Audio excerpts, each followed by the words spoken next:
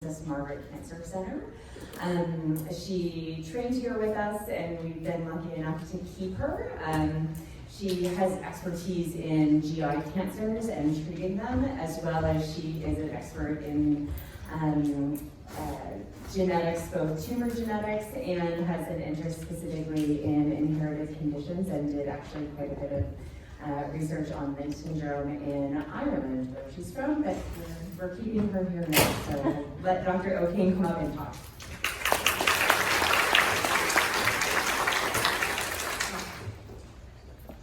Thank you, Spring, and special thanks to all the genetic counsellors for the invite to speak here tonight. It's really so wonderful to see such a high turnout for what I think is extremely important and a very rapidly changing field, certainly for me. As Spring said, I am from Ireland.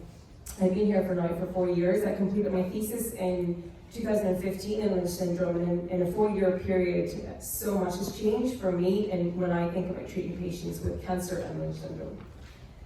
So, okay, let me figure out the slides first.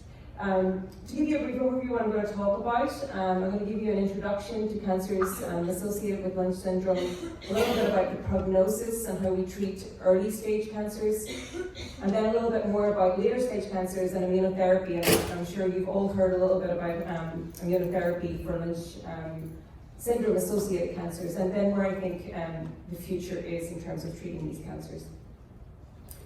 So I think it's very important for everyone to recognize that 1 in 2 of us, whether we have a hereditary predisposition gene or not, are going to get cancer at some point in our lifetime.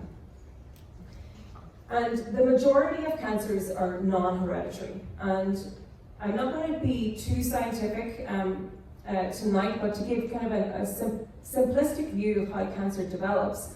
On the top here, you have non-hereditary cancers, and at the bottom you have hereditary. Now, the majority of cancers come from non-hereditary cancer causes, many of which we don't actually know the reason why these occur. And so in a normal person, you have 2 chromosomes in each cell, and by chance you might develop a mutation in a specific gene. And then by chance again, you develop a second mutation in the other copy of that gene. And that can lead to a cancerous cell. And this is our picture of what cancer looks like. And really all cancer is what we call an uncontrolled division or proliferation of cells that really shouldn't be growing that quickly.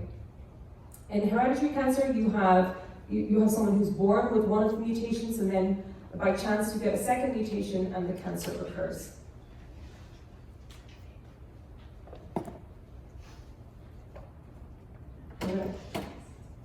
Struggle with the okay, slides. So when we have something called an intact mismatch repair system. So for Lynch syndrome patients, their mismatch repair system doesn't work properly.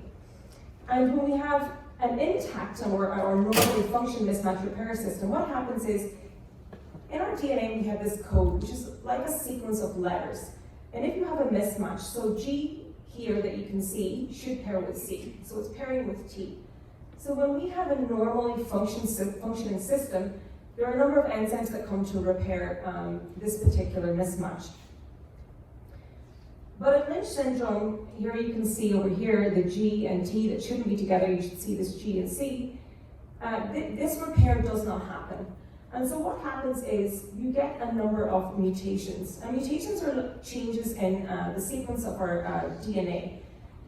And you may hear a term more and more if you're reading called high mutational burden. And what happens in Lynch syndrome associated cancers, or cancers that are deficient in mismatch repair, so MMRD, or cancers that are microsatellite unstable, or MSI high, is that you get a high number of mutations. If you get mutations in genes that are supposed to stop the growth of these cells abnormally, the cells grow uncontrolled. Or if you get mutations in certain regions of the DNA called microsatellites, this can lead to the production of a number of abnormal proteins, which can be recognized by our immune cells. And this is a little T cell here, and I'm going to come back to these immune cells a little bit later in the talk. So as all our genetic counselors have talked about, previously, the most commonly associated cancers in Lynch syndrome or MSI-high cancers are colon cancer or endometrial cancer. But for me as an oncologist, what's also important to remember is that if you look at colon cancer data, there's about 15% of all colon cancers that are microsatellite unstable, but only about 1 in 5 of those are associated with Lynch syndrome. And endometrial cancer, about 30% of cancers are microsatellite unstable, but about 1 in 6 of those are related to Lynch syndrome. So, if I focus you here, if I see a colon cancer in the clinic, or if a gynecology oncologist was to see an endometrial cancer, guidelines tell us that we should be testing these cancers to see if there is deficiency in this mismatch repair system. That's important for genetic testing, but also important for how we think about our treatments.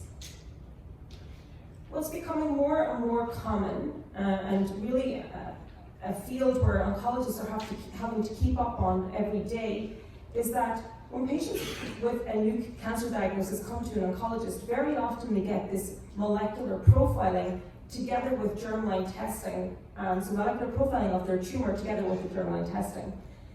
And this paper was published earlier this year, and it looked at 15,000 patients who came through Memorial Sloan Kettering who had this panel testing or next generation sequencing for different types of mutations. And what they found was, across a number of tumor types, that 2.2% were MSI high. That equated to 326 patients. There was about another 700 patients who were what they called MSI intermediate. And these MSI scores were really on a computerized algorithm which aligned a score to the profile that they got by doing this panel testing. What I think is very notable is that there was 103 patients with Lynch syndrome. So if you look and you see all these little green dots and the orange dots on the bottom half of the graph, those represent microsatellite unstable cancers across a number of different cancers. And so what they found was that they are seeing Lynch syndrome in other types of cancers also. So Spring did speak about pancreas cancer. Most commonly they find them in small bowel cancers or colorectal tumors and endometrial cancers. But certainly there was some Lynch syndrome cancers found specifically in melanoma or other tumors that we may not have thought about before. So this is really leading us to think a little bit more about the different types of cancers. But for me, what was really important was that of the patients who did have Lynch syndrome, 36% of those patients had a microsatellite stable tumor, which means the Lynch syndrome wasn't necessarily driving their tumor. And it comes to that point that 1 in 2 of us at some point in our lives are going to get cancer. Because we have a hereditary predisposition to it, doesn't mean that necessarily that particular germline gene is driving the cancer. So, to kind of conclude with that first part of my talk, microsatellite unstable cancers or Lynch syndrome associated cancers are very unique because of this failure of the mismatch repair pathway. Lynch syndrome is a small proportion of what we call microsatellite unstable cancers, and not all cancers in the setting of known Lynch syndrome are microsatellite unstable. And so why is this important for me as an oncologist? So first of all, if we think about the prognosis and the outcome of Lynch syndrome-associated cancers, what we know is that if we look at the colorectal cancer data, early stage cancers, so those that are stage 2 or stage 3, do better than patients who have microsatellite stable cancers. And this is because microsatellite unstable cancers or Lynch-associated cancers are less likely to spread or metastasize. And so you see a higher percentage of Lynch-associated cancers or microsatellite unstable cancers in stage 2, stage 3, but a lot less in stage 4 cancers. And so when we send our specimens, whether they're a resection of the cancer or whether we're doing a biopsy, and the pathologist looks down the microscope, they can see very unique features to microsatellite unstable cancers. And one of the things that they do see is this aggregate of immune cells or lymphocytes. And this is what we believe leads to an improved prognosis, because we believe that these lymphocytes, or specifically T cells, may be stopping that cancer from spreading and becoming a stage 4 cancer. And so again, this information is important for me as an oncologist, especially because when we stage cancers, we make decisions on whether or not you need extra treatment for your cancer. And so one of the most important findings in Lynch syndrome or microsatellite high cancers was by Sargent et al. In 2010. And I'm not going to go into too much detail of the paper, but I do want to show you that in stage 2 and 3 colorectal cancers, you see that you always want to be, if someone shows you a curve of outcomes, if you're unfortunate to have cancer, you want to be on the top. So these cancers did much better than those that were microsatellite stable, or those patients who did not have Lynch syndrome.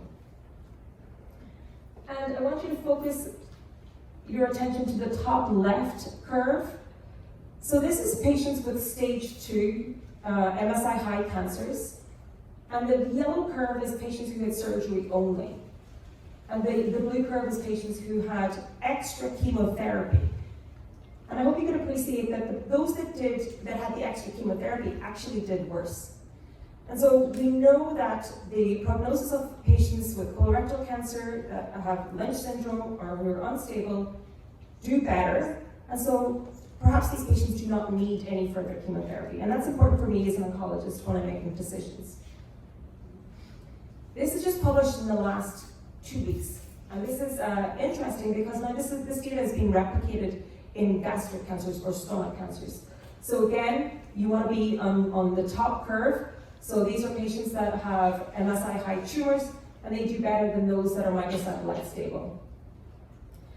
And what this paper again showed is that these are patients that with microsatellite unstable cancers who had surgery only, and they seem to do better than patients who had chemotherapy as well. So more and more across tumor types, we're finding that in certain stages, it may not be appropriate to give any extra chemotherapy for the microsatellite unstable cancers or Lynch-associated tumors.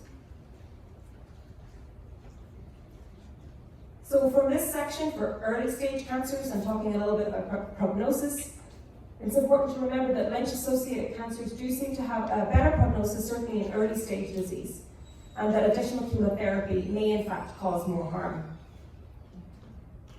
Now, when we think about advanced stage cancers, so this is cancer that's spread, or stage 4 cancers, the mainstay of treatment across all tumor types has been chemotherapy, and still is for the majority of cancers. This was posted in the Times and really tells an amazing story of Jim Allison, who won the Nobel Prize last year for his work in pioneering how immunotherapy can be used in cancer. And specifically, he looked at a certain marker called CTLA4, which you don't need to know the name of, but it's kind of like a brake on the immune system. And so this was, for me, quite an entertaining article because it talks about cut, burn, and poison, also known as surgery, radiation, and chemotherapy, which, you know, I felt a little put off by that. Not all chemotherapy is poison, and chemotherapy does certainly have a role for certain patients. And also that they mentioned his brilliant colleagues and his brainy wife. I thought maybe perhaps we could have at least said her name in the headline of the article. So to talk to you about why immunotherapy is important in Lynch syndrome. So you remember in the first part of the talk, I mentioned that these specific mutations or changes in these microsatellites lead to these abnormal proteins that can be recognized by the immune system. And so think of this as a tumor cell, lots of mutations in Lynch-associated cancers. And these are lymphocytes and perhaps T cells that are coming in to try and kill the cancer.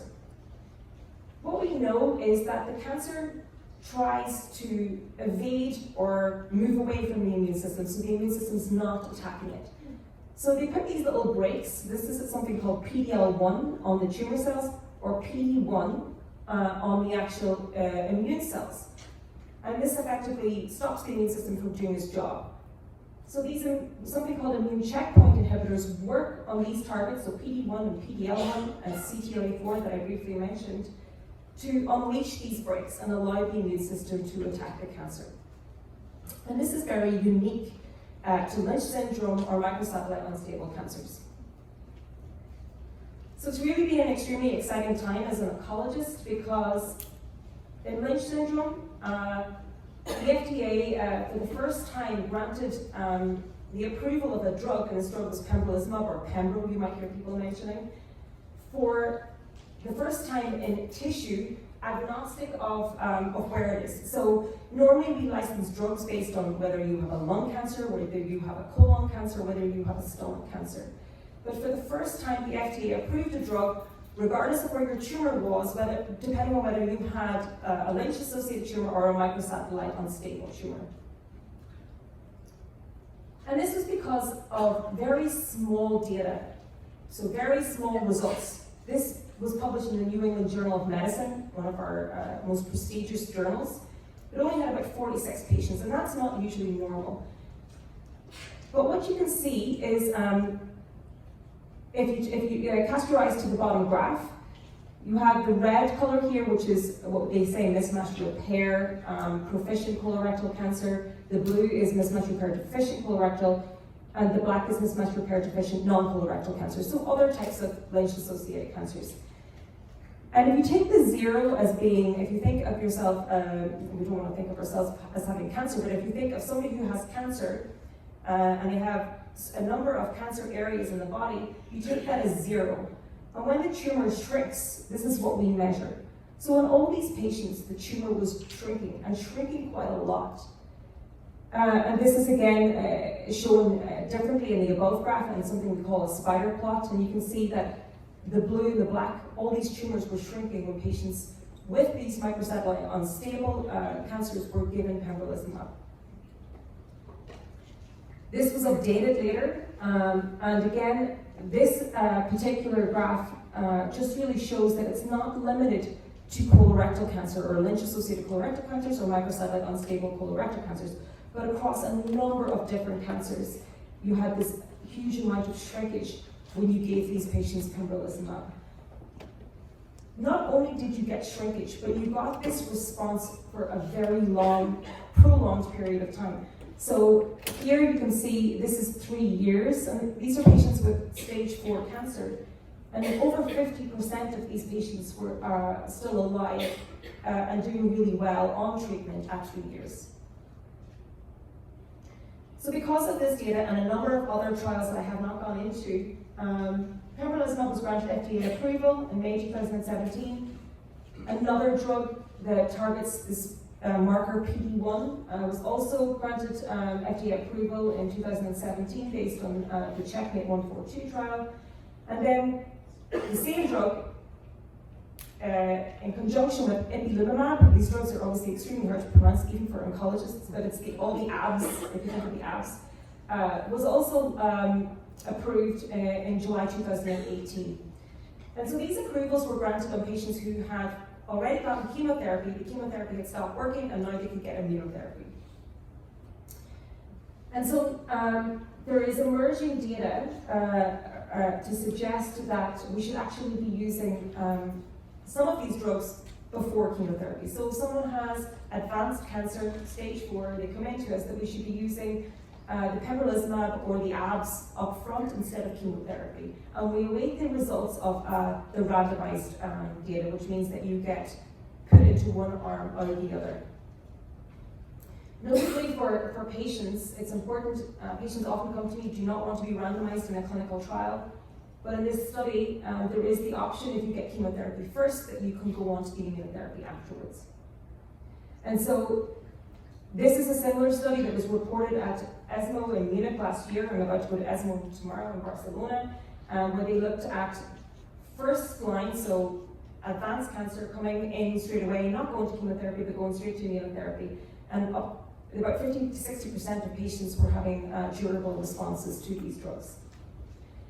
The thing about immunotherapy that's a little bit different from chemotherapy is that, and I'm not going to go into huge detail on this, but it's that the side effect profile is a little bit different. And as oncologists, we've had to learn this and learn how to treat it because we're used to using chemotherapy.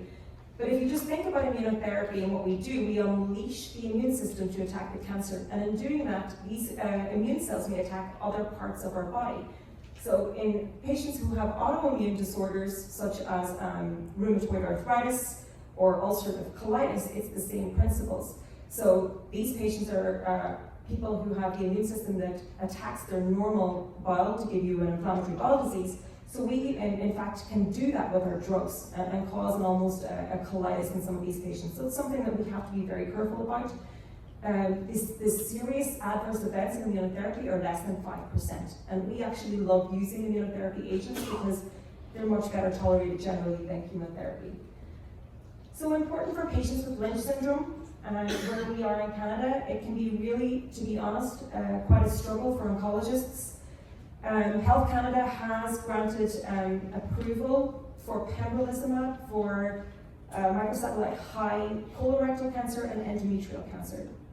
In America, it's granted for all cancers where there is evidence of microsatellite instability or Lynch syndrome. Just because it's a Health Canada approved doesn't mean it's reimbursed, and presently it's not reimbursed. So for us as oncologists, we're relying on getting our patients onto clinical trials, which can be sometimes quite challenging because clinical trials really select out the best patients, or private health insurance. We have approached several times a number of different companies that have these drugs and have been unable to get compassionate access. So it's quite a challenging time for us to try and get immunotherapy for these patients where we know the response rates are quite high. So for you guys, the most important clinical pearls from that piece in stage 4 cancer is that Lynch syndrome associated cancers in America, the FDA have granted drug approval no matter where the cancer is, if you have Lynch syndrome or a microsatellite unstable tumor. It is not freely accessible yet in Canada, but I do think it will come. The future, I think we are going to be leaving chemotherapy behind for Lynch syndrome cancers. And I think there's going to be more and more immunotherapy agents. I think immunotherapy will become the standard of care in advanced stage cancers. We don't know the optimal duration of therapy. We don't know the mechanisms necessarily of resistance or how to overcome that.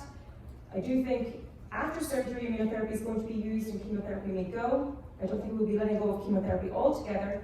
And there's a lot of work going on to creating vaccines and to look at markers of response to these agents in the blood also. And I'm happy to take any questions at the end. And I'm sorry for the time.